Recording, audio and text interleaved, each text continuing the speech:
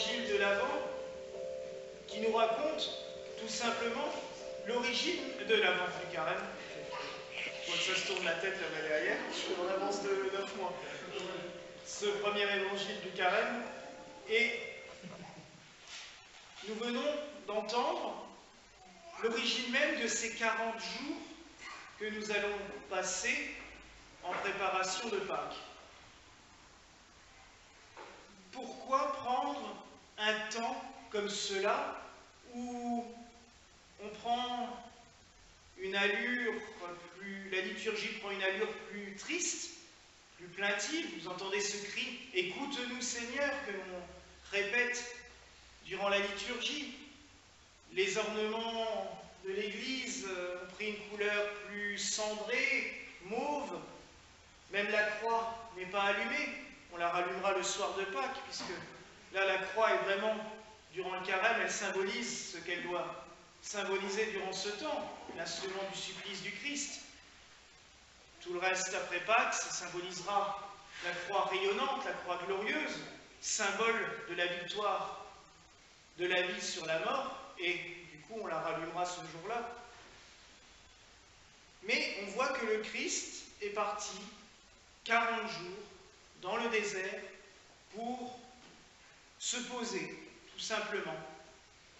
Il était au début de sa vie publique, une vie qui a tout de suite été assez agitée, puisque forcément, quand on commence à passer d'une ville à une autre en faisant des miracles, résultat des courses, on attire un monde fou et ça devient difficile à gérer. Et là, il y a eu beaucoup de monde. Le Christ a pris un petit peu de recul dans le désert. Et on voit bien que tout étant Dieu fait homme, Dieu parmi nous, il a souffert les tentations. Il a eu faim. On nous dit au bout de 40 jours. S'il a faim qu'au bout de 40 jours, c'est bien. Nous, on a faim au bout d'un repas sauté la plupart du temps. C'est quand même... Ah, donc, il a eu faim. Et avec cela, toutes les tentations que nous pouvons vivre aussi. Pas de manière visible, le mal, lui est carrément apparu en voulant le faire sauter du haut du temple, en voulant le faire... lui offrir tous les royaumes s'il l'adorait. Mais si nous réfléchissons bien dans tous les jours, nous avons ces tentations-là. Tous les jours. On a la tentation de se voir des fois offrir la gloire. Des fois, c'est une gloire bien éphémère, c'est une gloire bien passagère. On serait tenté de la prendre en se disant « Waouh, ah bah avec ça, je pourrais faire plein de choses. » Et comme le Christ le dit, le commandement seul, c'est « Tu adoreras Dieu ». Le reste, et il a renoncé. Il aurait pu obéir au diable, sa nature humaine, tout dans sa nature humaine lui permettait d'obéir au mal et de lui dire « Oui, tu veux m'offrir tous les royaumes? Ok, je te suis. » Il aurait été en opposition avec sa mission.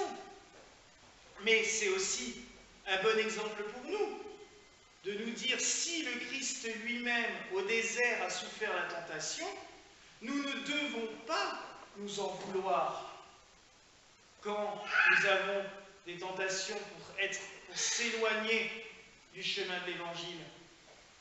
Nous ne devons pas nous persécuter nous-mêmes pour cela. C'est légitime des fois d'avoir la tentation de baisser les bras ou la tentation d'accepter certaines choses qui ne sont pas dans la ligne de l'Évangile, qui ne sont pas dans le chemin de la parole du Christ. C'est une manière de voir les choses qui doit nous aider. Et aussi, surtout, nous savons par là que nous pouvons vraiment nous tourner vers le Christ en toute confiance.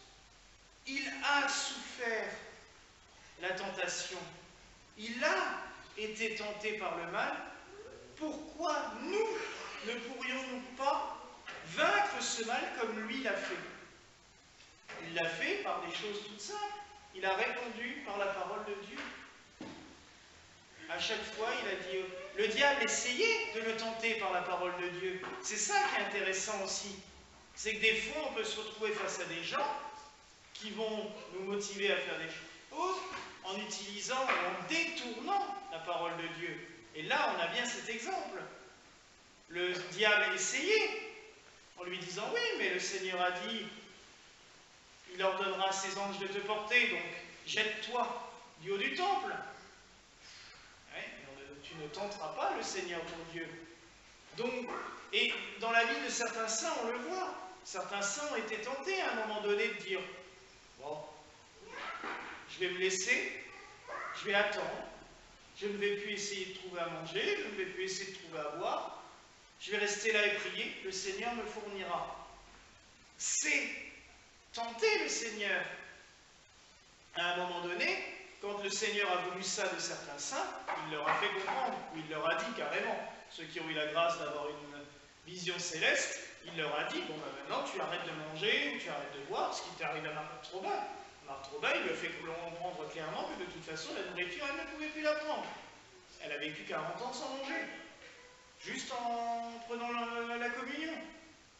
Mais le Seigneur attendait ça d'elle.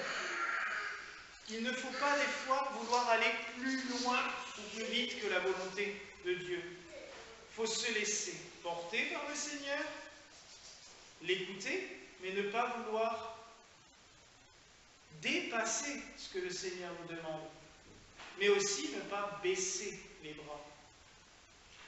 Le Christ a eu faim, il a été tenté, il a souffert des tentations, il a lutté contre ces tentations,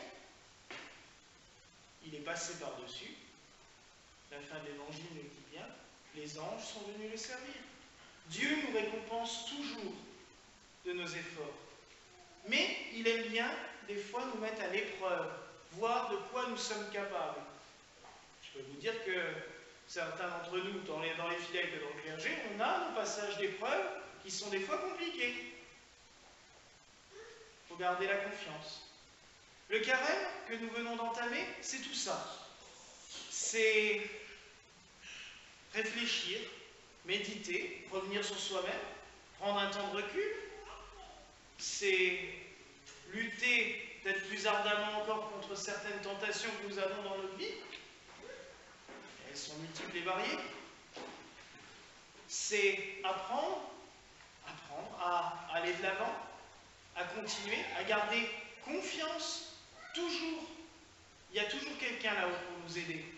Et il nous envoie toujours la bonne personne au bon moment, sur le chemin. Donc, gardons cette confiance. Et c'est, oui, aussi un chemin sous une certaine forme de pénitence. Il ne faut pas oublier que le Christ était parti au désert pour jeûner.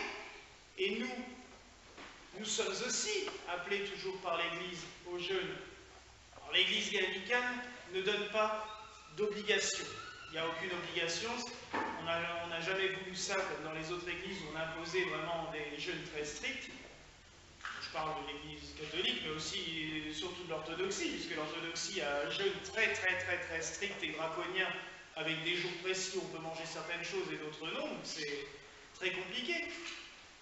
Ce que l'église gallicane nous demande, c'est tout simplement à chacun de savoir en conscience, en adulte, nous sommes grands, nous sommes tous grands devant Dieu, nous sommes des adultes, de savoir ce que nous pouvons offrir à Dieu durant ces 40 jours pour lui être agréable. Alors certains, oui, vont faire le jeûne total de viande, d'autres le jeûne de la boisson. On avait un évêque qui ne refusait tout alcool pendant. Et Dieu sait que dans le sud-ouest, et avec les paroissiens du sud-ouest, refuser l'alcool, c'était compliqué, parce que chaque paroissien qu'on allait voir, il fallait avaler des bouteilles. Bon, c'est un peu comme dans les campagnes alsaciennes, hein, quand j'allais voir des grands-mères des fois dans certaines campagnes, c'était compliqué après de sortir. Et puis si on refuse, généralement ça passe mal. Mais lui, il s'abstenait de tout alcool pendant tout le carême. On peut faire ce genre de choses, mais on peut aussi s'abstenir de faire certaines activités que tout le reste de l'année on a tendance à faire. On peut aussi se dire, bah tiens, un peu moins de réseaux sociaux, Notre évêque, ça ne lui fait pas de mal. De prendre un peu moins de son téléphone dans les mains. Mais on peut essayer de s'abstenir de ça. S'abstenir de la télé. Je connais des gens qui, pendant les 40 jours, ne l'allument pas. Vu toutes les âneries qu'on entend en ce moment, peut-être pas forcément une perte de temps de la couper. Mais voilà, c'est toutes sortes de petites choses, il n'y a pas d'obligation. Mais chacun, on est tous grands, on est tous adultes, on est tous capables de dire à Dieu, voilà ce que je veux t'offrir. C'est bon pour nous parce que ça nous fait du bien, ça nous permet de se couper un petit peu, mais c'est aussi un cadeau. Le Christ a été loin, il a offert sa vie. Pour les hommes, il a offert sa vie aux hommes. Nous, on peut bien lui offrir, durant ces 40 jours, un petit geste, un petit cadeau, tout simplement, pas pour se martyriser, se mettre à genoux au milieu de l'église et se fouetter, mais tout simplement pour lui dire, tu nous as aimés au point de mourir pour nous. Moi, je t'aime à ma manière. Des fois, on l'aime de manière bien maladroite, parce qu'on se révolte contre le Seigneur. On sait tous que quand ça ne va pas, il est le premier à se faire gronder. Pendant le carême, on peut aussi lui montrer qu'on l'aime d'une manière différente, avec une petite chose, un petit cadeau, un petit sacrifice, comme on disait dans le temps. Quand j'étais gamin, dans notre groupe de catéchistes, on avait une petite corde et on devait faire un petit nœud à chaque petit sacrifice qu'on offrait à Dieu. C'était mignon, mais c'est vrai qu'étant enfant, on y pensait. Prononcer un bonbon, hop, on faisait un petit nœud pour le truc, et la semaine suivante, on ramenait notre petite corde avec les petits nœuds. Mais c'était une petite émulation entre enfants, mais c'était sympa. Voilà. Le carême, ça ne doit pas être lourd. C'est pas là pour nous plomber. Notre monde est assez lourd comme ça. On subit assez de choses à longueur de temps, mais c'est vraiment un chemin de transformation. Durant le carême, on va avancer tout doucement vers la semaine sainte. Vous allez voir l'église, ça va être de plus en plus. Là, ça va encore, il y a encore des fleurs. Mais la semaine sainte, on voit voiler la croix, on voit les statues. Il n'y a plus de fleurs. Le vendredi saint, il n'y a même plus de nappe. C'est vraiment la déchéance totale. Mais le samedi de Pâques, la nuit de la résurrection, c'est vraiment la fête. Certains ont déjà vécu la veillée pascale avec nous. On a même baptisé la demoiselle là-devant en pleine nuit pascale. Là, c'est la fête. Il y a des fleurs, il y a de l'encens, il y a des belles nappes, il y a de la lumière, beaucoup de cierges. Et ça doit symboliser aussi ce que nous devons vivre. Durant ce carême, on va vivre une transformation. Chacun, au fond de nous, on va descendre tout doucement avec le Christ. Mais comme le dit saint Paul, si nous mourrons avec le Christ, avec lui, nous vivrons. Voilà la grâce que je nous souhaite ce soir, au nom du Père, du Fils et du Saint-Esprit. Amen.